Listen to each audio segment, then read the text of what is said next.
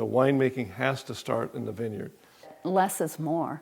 You don't have to manipulate this product. It made itself in the back of some cave 5,000 years ago. It's going to continue to make itself. Every year, Mother Nature treats the vines and myself differently. And so as we start to see the grapes ripen, and Heather and I go out every 2 or 3 mornings a week and start tasting the grapes, when we start seeing some color development and flavor development, then we start to get really, really excited.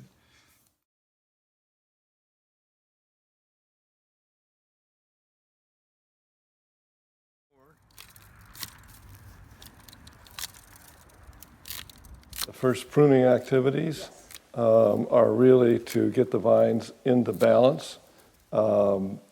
So what we're looking for is also the vigor of the vine. If a vine may be a little bit not as buff as some of the other vines, we'll just maybe not leave as many spurs on so that it doesn't have to produce so many grapes. So if it's a stronger vine, we may add a shoot to produce more grapes.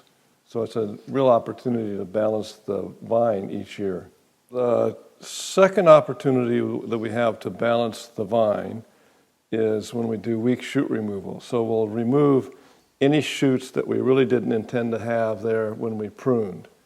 And what we want to do is open up the vine as well to get more sunlight into the fruit, because that's what creates the flavor and the color and the clusters, which is a really great thing about these old head prune Zinfandel vines versus growing them on wires. So you open up the vine canopy so more sunlight can get in there, and particularly with Zinfandels, which are probably the most challenging grape to grow in the world because the clusters are so tight, you want to get air in there and sunlight in there to keep them dry, and so that you don't develop what's called summer bunch rot in the Zins.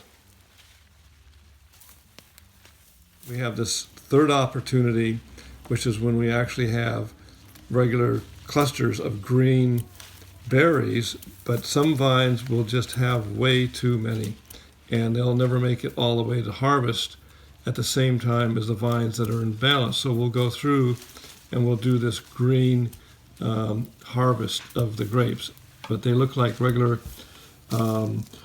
clusters of grapes, and we're going to cut those out, especially if one cluster is laying on top of the other, so that we don't create summer bunch rot, and we can open up the vines and get the vines into balance.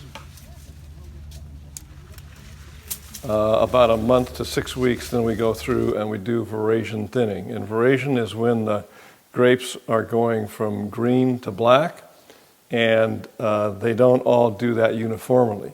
What we're trying to achieve is a uniformity of ripeness. So we'll go through about halfway through veraison when we figure, we can tolerate the yield loss, and we'll cut out any clusters that are 50% green or more. You go out the next day and suddenly everything looks ripe.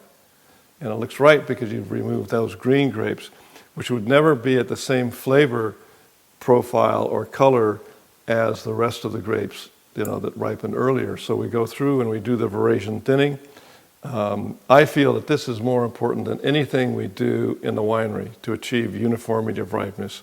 And it's really important to achieve that really balanced, really world-class wine flavors and texture.